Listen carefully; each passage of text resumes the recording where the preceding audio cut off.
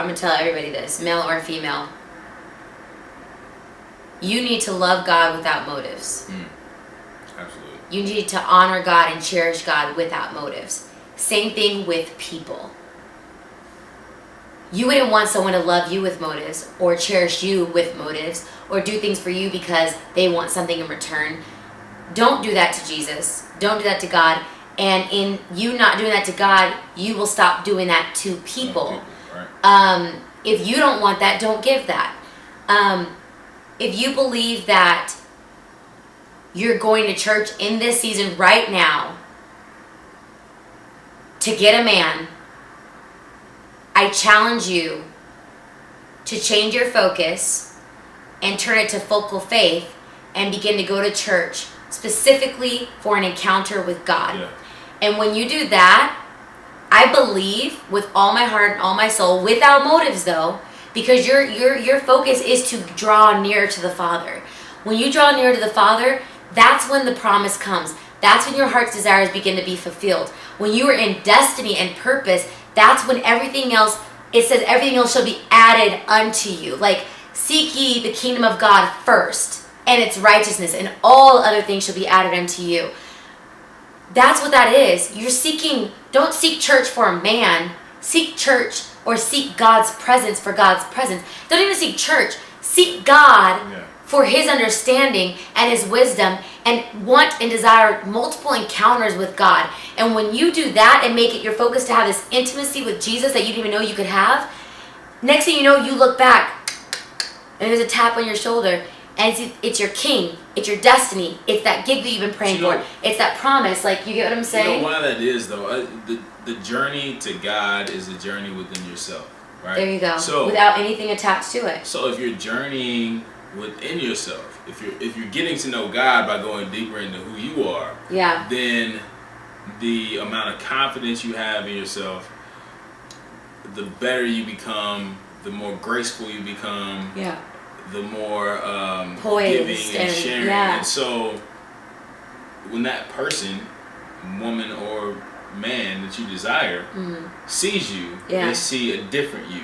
Because the you that they saw was a you that didn't know themselves. But as you journey to God, I think we view God, I said this before in a different video, that we view God as somewhere outside of ourselves. So when people say seek God, it gives us this false perception that we need to physically leave and go seek him somewhere outside of ourselves. Right. When people say seek God, all that means is turn your attention inward. Turn your attention inward. Because really quick, there's a piece of God that is planted on the inside of each and every individual on this planet. Right. Now, that piece can be diminished. It can be cultivated to a level that when you see that person, they have this glow about it. Right?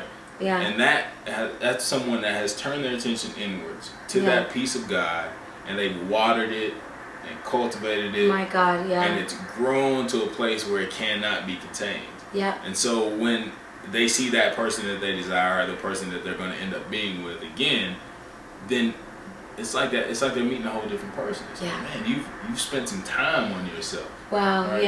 I can see the God in you now. Right? That's real. Yeah, that's good. And you know, and I'll leave that one with this too, is that I will never forget what my papi told me, my dad, and a king can't find a queen or see a queen if she doesn't exist. Absolutely. Wow. Nice. So if you are in a room and you haven't become her, and the essence of her and the power of her and unapologetically her, he won't see you. You'll be in the room, but it'll be as if you're invisible. Women, sometimes we want the promise, but we don't want to go through the process to get to the promise, right? Yeah, and the process is so much easier it's so much easier to fix yourself than to try to go grab somebody and make them like you as you are. Like, all right, I get it, accepting you for who you are, but only if who you are is the best you can be. There you go. Right? Like, if this whole like flaws and all, that don't mean quit working on yourself because you want somebody that's gonna accept your flaws. I just want them to love me for me. I just want you to be with me for me. Right. And if you don't know who you are, then how can someone come in and love you? Yes. When you don't know you. Yeah, we're all gonna be flawed. We're epically flawed. We're flawed forever. You know, that's what life is. It's about being perfectly flawed. Right. But at the end of the day, if you can be the absolutely best flawed human that you can be, then be that. Don't stop working on yourself because you want someone to accept you. There you go. For who you are. Right. Or who you think you're supposed to be. Just, you know. Know that, and that ties into, like, I think that's probably mentioned in both of our books, but you're more than enough. Absolutely. You're more than enough. And yes, we all have things to work on, but in the midst of working on those things for you, not for somebody else, for you, with the right motives, the right intentions, coming from the right place, you'll realize that you're more than enough. You'll realize you're worth every bit of work that you're doing on you, and you're worth every promise that is coming to you. But everything, don't stop working. Everything takes work. Yes. Even once you actually get the promise and get your king and become that queen, you still have to work. Like, and meaning not work like work, but like you have to be in your prayer closet. You have to be saturated. You have to cultivate your king as your king cultivates you. Like it's not a 9 to 5. It's 24/7. And if you really, really want that, start doing that now. Start praying 24/7 or throughout the day for your king, even if you don't know who he is yet. Start saturating yourself, praying for yourself consistently. Start really doing things for you. Like, I want to go to the movies. Go to the movies. Date yourself. Like, do things for you and figure out what you love, what you like, what you don't like, what you don't want to do, and fall in love with you. Yeah, that's what my book is about. Like, fall in love with you. Yeah, absolutely. I mean, here's the thing. It's like if you have come to the realization that you have a purpose in this life. Yeah. And you don't begin the work to seeking that out and finding that and walking in that, then how do you know where another person fits into that? It's like, all right, I meet you and you seem like the one. Yeah. But I don't know me well enough to know if you fit into my purpose plan. There you go. Right? Yeah. Because there's a purpose plan. There you go. Yeah. So I got a purpose. I got something I'm working towards, and I meet a person, and they seem great. Yeah. But their vision and my vision just don't line up. Right. Yeah. So that doesn't mean we can't have a connection and we can't give and feed into one another. Right. But are you supposed to be in my life on a level where you're supposed to help me fulfill my purpose? Come on. And you can't make that decision if you don't know what that purpose is. There you go. Yeah. So all this running around trying to find a person to fit into a life that you don't even know what that life looks like. Come on. You know. Yeah. All right. We're gonna move on. I think we beat that. We can move on. We're moving on to the men. I'll keep it on the relationship tip though. Okay, cool. So this question is about finances. Okay. So it says, does a man's financial status play a major or minor role on if a woman can be with that guy permanently? Wait, say it again? So does a man's financial status, does it play a major, in the hierarchy of what's important to a woman, does his financial status play a major or minor role when it comes to her being with him permanently? Not just dating, not being in a relationship with him being her spouse. Where in the hierarchy of priority does finances fall? Because as a man growing up, as a boy growing up, you hear this, that men are there to protect and provide. Those are the first two things. Right. And if you can't protect or provide, then your value to a woman is diminished. Now that's what we're taught. Yeah. So that's why we get questions from men about finances, because I think men and women equate stability and provision to financial status. Ooh, so the question is, how much value do women put on finance? Okay. Depends on what type of woman a man's dealing with. Okay. Because there are some from TV, for example, and what we see consistently, there are a nice amount of women that are about the cha-ching and being able to not have to do anything unless they just want to, and being able to live off of the hard work and blood, sweat, and tears that they may not ever see of that man, right? Married or not married, I see it all the time. We see it on TV consistently, right? Then there are the women that, maybe 3 types of women. Okay, so the first one was the gold digger type. Technically, yeah. Okay, gotcha. Okay, second one is so independent that no matter what the financial status of a man is, he's still not enough for her. Okay, what do we call that woman? Her name is.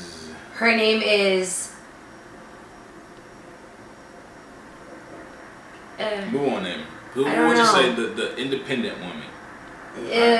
But because independent. Well, so no, because independent doesn't always be negative. That one, that's a negative form. Yeah, so independent woman has gotten a negative connotation over the years. Okay. So the independent woman. Let's say uber independent, too independent. Yeah. Prideful, even, right? Yeah. That's the second one. An independent woman gone. An independent woman gone wild.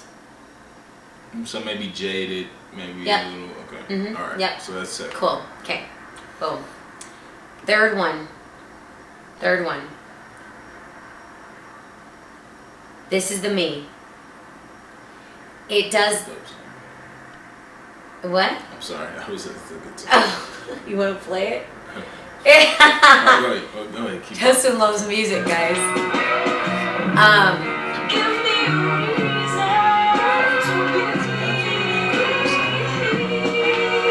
Times I'm what we're talking about. Give me a reason to be a woman. Alright. Ooh. By Portishead. Glory Box. Portishead. Glory Box. Right. Let's go. Get that one. Right, so the third type of woman. The third type of woman is me and a lot of the queens that I have around me. A lot of friends that I have that are wives, actually, as well. The finances are not. It's not the focus at all. The purpose, the destiny on that king, what he's called to do, and how we can serve that vision. That's what the focus is. And people sometimes, someone will be like, well, there's danger in that because then he could end up broke and da-da. Let me tell you something about whatever, broke or not broke.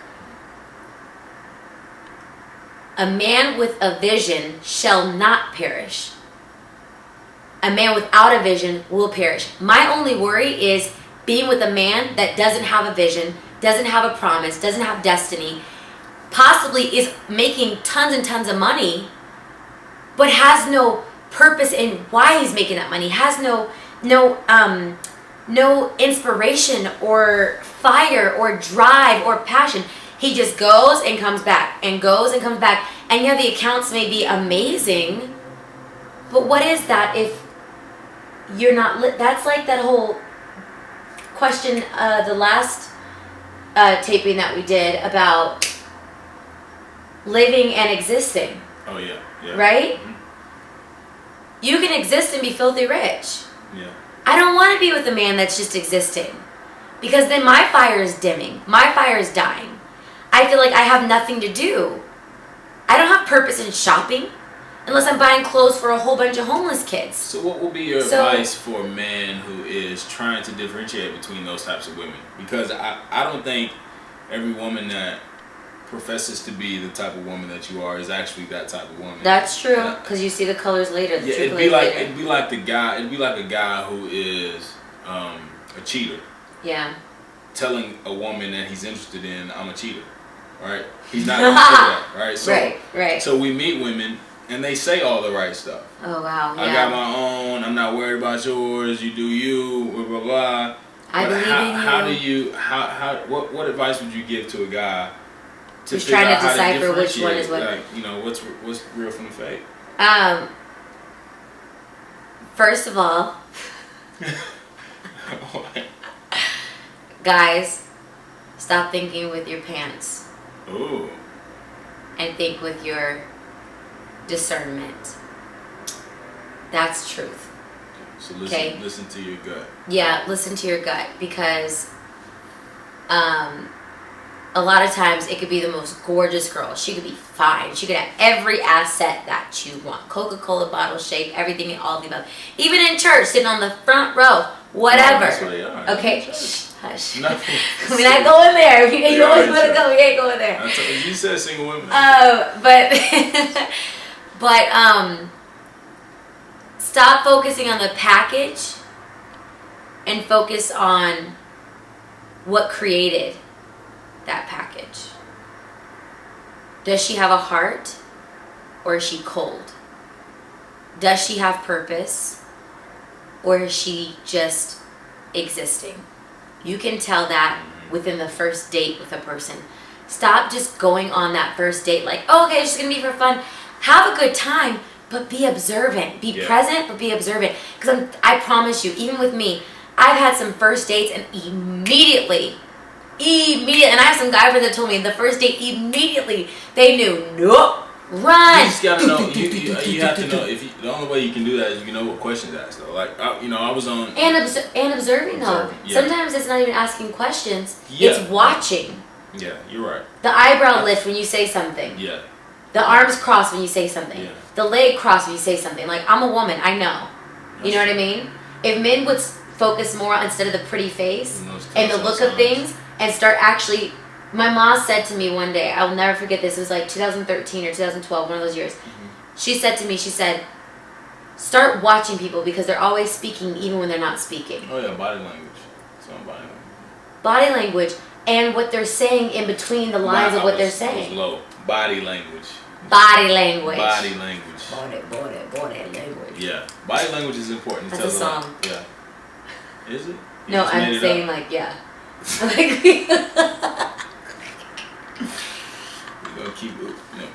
gonna get that to LA Reid in the morning. But no. So like, all right. So I was on when I was on the Steve Harvey show, they asked me like, what do I want out of a woman? Yeah. And really, the only thing, not the only thing, I used to have a list. Mm-hmm. Right? I don't know if I told you about it. I had this matrix, right? No, you did not tell me about that. I told them at Alchemy a while ago. Okay. Oh, the one I missed probably. Yeah. But anyway, since then, I've come to the conclusion that if a woman has no purpose, like if she doesn't understand that she's here for a reason, yeah, nothing else after that matters to me. Right. At this point. Oh, you did tell me that. If I'm interested in her beyond just superficial, right, then you telling me that I don't really know if I have a purpose in this life. I'm just it doesn't work for me, and I'm not condemning you for that. Now, what I will do is I'm gonna change my focus, right, to try to pull you out of that place. Mm-hmm. But as far as me having a relationship with you that is romantic, right, I'm probably turned off at that point. That's what and that was the question I was going to ask you. A side note of that question is, in that, do you see that person then as an assignment? Like someone that you're supposed to help cultivate as a friend? Yes, and I didn't. I actually recently had this conversation with a woman. Uh-huh. Because this goes back to what we talked about last tape. Yeah. It's about feeling something and then ignoring the feeling and going with your cognitive thought. Yeah. And you think, all right, well, I'm a single man, she's a single woman, we seem compatible, right? And we fit. Yeah. So you try to pursue something romantic when the feeling in my spirit was always, this isn't a romantic relationship. Right. This is something that either she's supposed to give to me or I'm supposed to give to her. That's outside of the realm of romance. Yeah. But when you're single and you're attracted to one another, yeah, it's like trying to fit a square into a circle. It's like, even though I know this is not supposed to be romantic, maybe if I convince myself, then I'll be okay with it. If I convince myself that this makes sense on paper, yeah, And we can always convince ourselves that it makes sense on paper. Yeah. We can talk ourselves into or out of anything. Yeah. Yeah. Anything. Yeah. And if you believe it with your mind enough, you can talk yourself into it. And so what happened before, and I didn't allow to happen this time, is that I pursued a romantic relationship when it was supposed to be something different. A purpose. And so this time I was able to recognize it earlier and say, you know what, this is not where it's supposed to go. Right. Let's put on the brakes and figure out how we're supposed to feed into each. And it doesn't mean it might not come back around. Right. But at this moment, right now, that's not what it is. Right. You know. Totally. Yeah. So I think I've grown into that though. I think most men, when we're really attracted to a woman, we're gonna try our best to make it romantic. Right. That's true. That's our instinct. Yeah. Yeah. And we have to grow in maturity with ourselves and be comfortable enough with our calling and with God and with that voice inside of us to understand when it is and when it's not. Yeah. And that's what I'm saying. Like now, if you tell me I don't know what I'm supposed to do with my life, that's one thing. But if you tell me I don't think I'm supposed to do anything with my life, I don't care what you look like. We can't vibe on that level. Right. Because now you're gonna mess up my purpose. Right. It's like life and death. Yeah. Yeah. Absolutely. That's real. So you're saying, back to the question, you're saying finances are for a woman that is. And you know what? And let me put this. Let me fix these words. Okay. Fix them. Get them right. So, finances are important. Okay. Let's get back to that then. Not for a woman. Not for a woman. Finances are important for a girl. Okay. That has not become a woman yet. Okay. Okay. Or for a woman that hasn't become a queen yet. That's what I feel. Yeah. Okay? If we want to put it like in a easy, breezy, beautiful cover girl type way. Finances are not important. They're not the top of the line focus when a woman has become a queen, because she sees past the money and sees that there's something in that man that I've got to cultivate and help birth. I feel like that's the promise. That is for me. I feel like that's a new level of living as a woman, as a queen, is when your purpose is not just yours anymore and about what you need to do and what God has called for you to do, but it's about, you've been probably helping and sowing in other people's lives all over the world or whatever, but it's when you meet that king, the one that God says that's yours and you're his, and there's something inside of him that he can't do without you. I get it, yeah. That's purpose, that's a queen, that's kingship, that's when the king finds his queen, is when he knows. I want to say this to the fellas out there, because this was a question from a friend of mine. Yeah. The level of respect that a woman, alright, I'm not saying if you meet a woman who cares about money. Like there's women out there who want to be secure. They want to be financially secure, right? Yeah. But just know that if you are with a woman who wants to be financially secure, and that's at the top of her priority list, then understand that her respect for you will rise and fall with whatever's number one on her priority list. So if the way you look is number one, then if that starts to fade, her respect for you will fade. If what you make is number one, if your bank account goes empty, then there's no more respect. If she puts her respect and her hopes and her dreams into your relationship with God, then her respect level is gonna rise and fall based on how you cultivate that relationship. Yeah. So just understand as a man that whatever that woman desires more than anything, you can be comfortable with that. Yeah. But she's gonna respect you as far as that is, wherever that is. Wherever her focus is, that's where her respect is gonna waver. Yeah. So I would say find a woman who respects you for something that is gonna grow exponentially, and that you have 100% control over, that doesn't fluctuate with the market, or that doesn't fade over time because you get gray hair or start to gain some weight. Like, get with the woman who's gonna put her respect into what you know is going to only grow over time, no matter what your age is. Yeah. What your tax bracket is. Yeah. You know what I'm saying? Right. Yeah. Yeah, and the last thing for that part is that men, get a woman that just respects you, period. Like, honestly. Yeah. Like, too many men and women are being so disrespectful these days.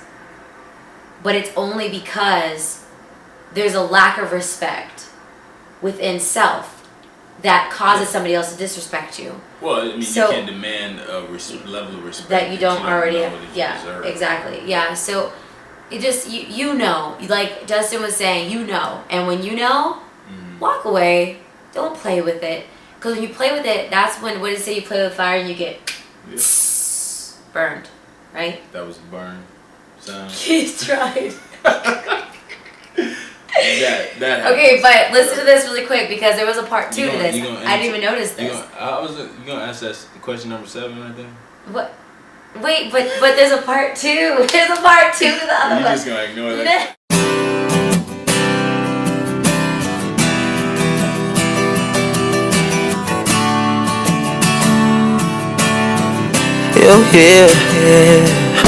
A blind boy takes a green girl. She drives a